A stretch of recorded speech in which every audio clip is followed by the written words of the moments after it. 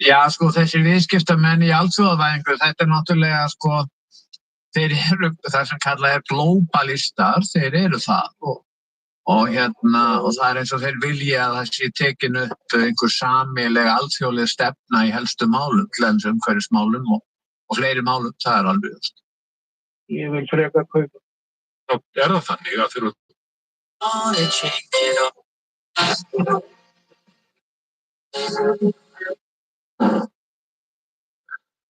Where was I? Yeah. General Service Office. Yeah. So the group's thinking, right, stuff you, General Service Office, who are you to spend this? I mean, GSO in York, largest punch the Royal Mail in York, £1 million a year turnover. GSO in New York, a huge size of a corporate office, $10 million turnover. What happens if the groups one day turn around and say, who the hell do you guys think you're spending all our money? How do we know you're spending all of this? And now, when Bill and Bob were alive, even when Bill was alive, Bill could have said, listen, we could have explained, so we need all of it. This is how it's all built up. This is why we need it. And people would have trusted listening to him. But once Bill was dead, who would explain it? There is an executive committee, the General Service Board, that has trustee responsibility for the steering for the General Service Office, with AA members.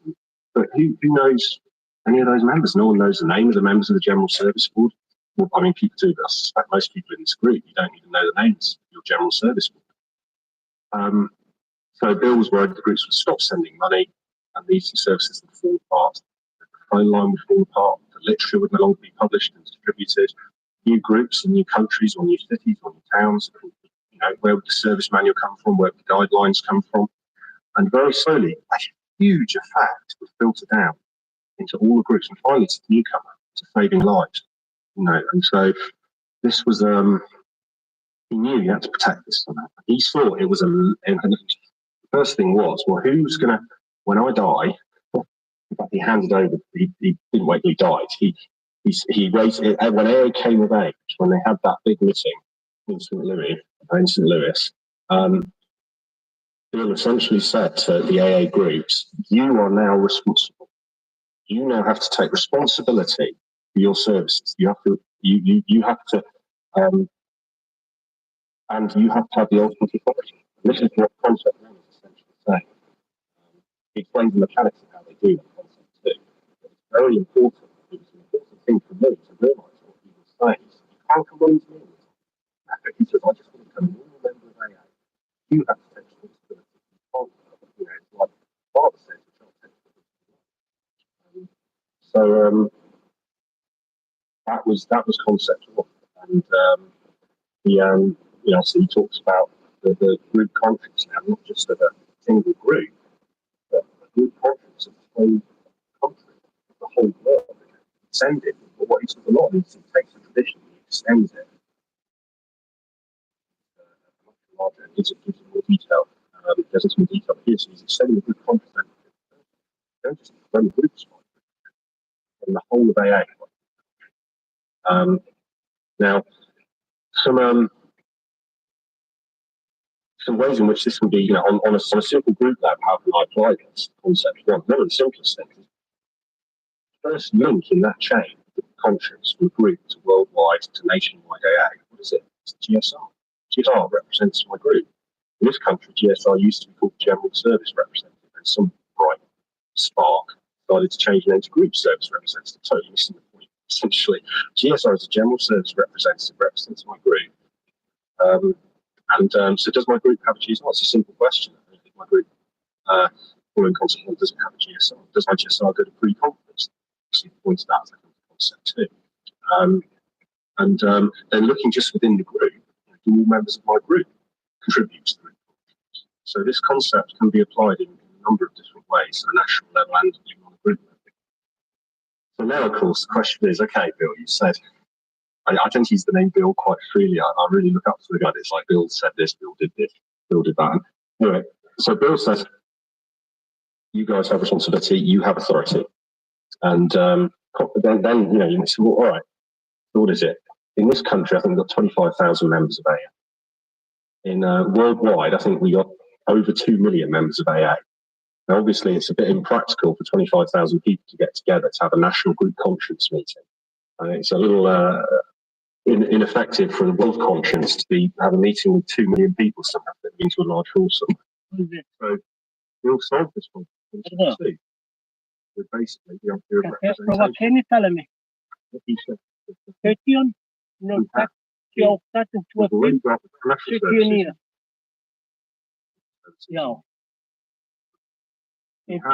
General service, like experience, to essentially have oversight of now, if they're also big, but then the group. Okay, New, very large committee, I think call it a committee, so large, a conference, 100 people, basically. Give or take 20. I think at the last conference I went to, there's about 110 people. And these 110 people would be delegates from all around the country, together with the members of the General Service Board, the National Steering Committee, and they'd meet once a year. And that would fill this gap.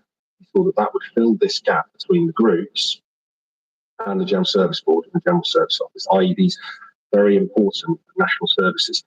Something else I just want to slip in here as an aside, the national services, there's something else about national services which is easy to forget. Obviously we have things like literature that needs to be done nationally. We have the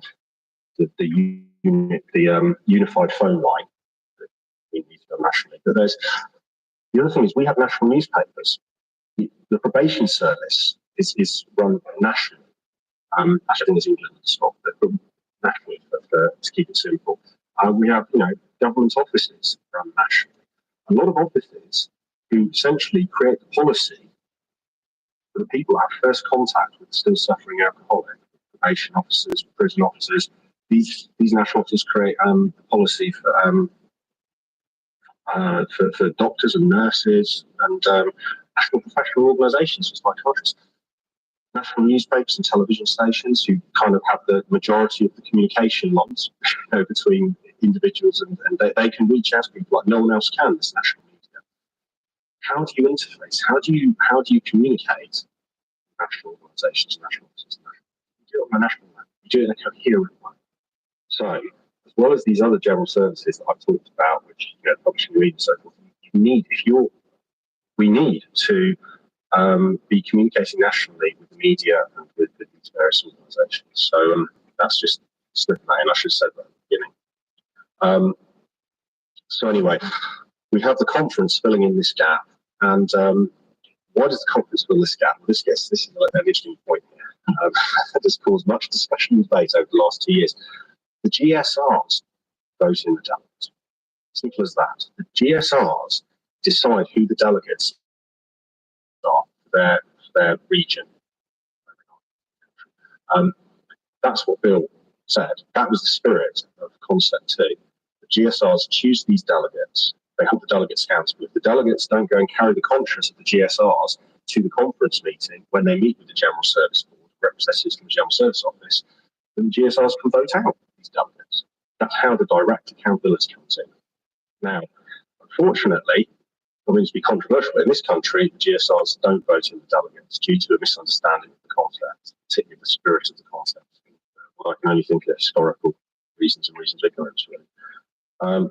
One region, London Region North, the GSRs vote in delegates. There are other regions who are looking into the GSRs voting in delegates as well. But this was Bill's vision.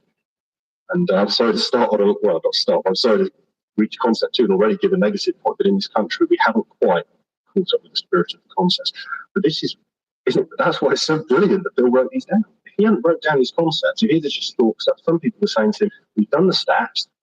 Then he said, let's do the traditions. People said, no, we don't need traditions. Don't need to write that down.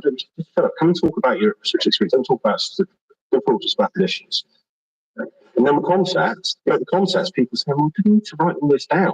It's too complicated. It's not simple. You can't write. But if he hadn't wrote this down, we would not be having the current debate that we're having in this country, which is why we're not following the concepts.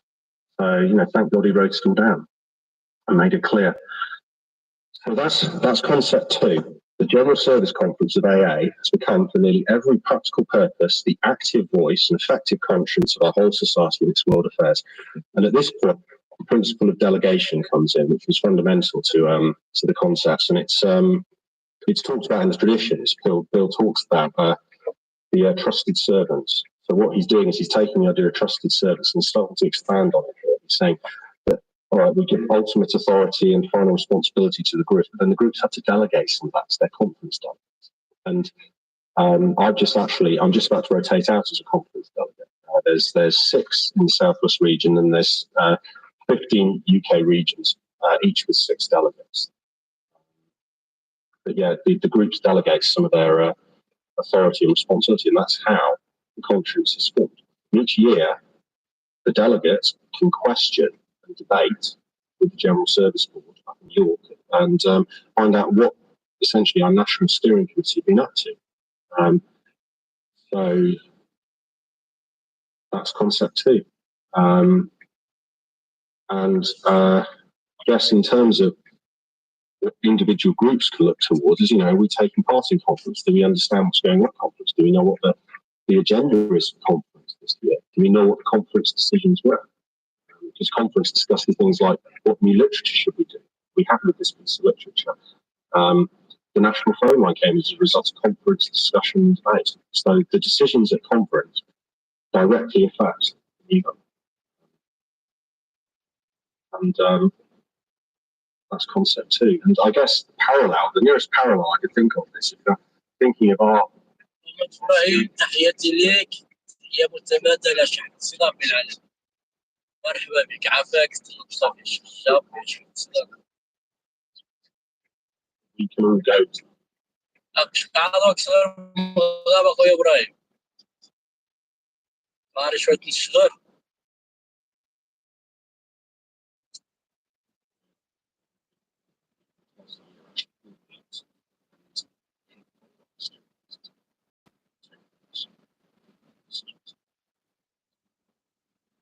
Concept 3. Next with concepts.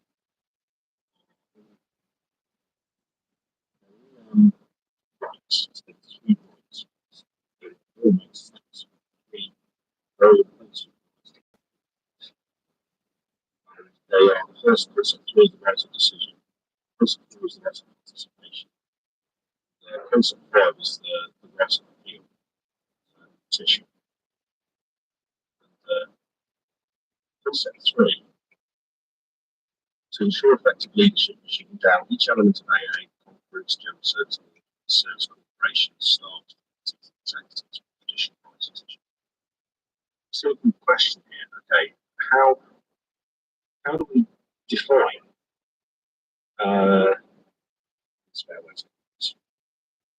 suppose you've got a TLA as an intergroup. Suppose you've got a secretary to group. And a new situation,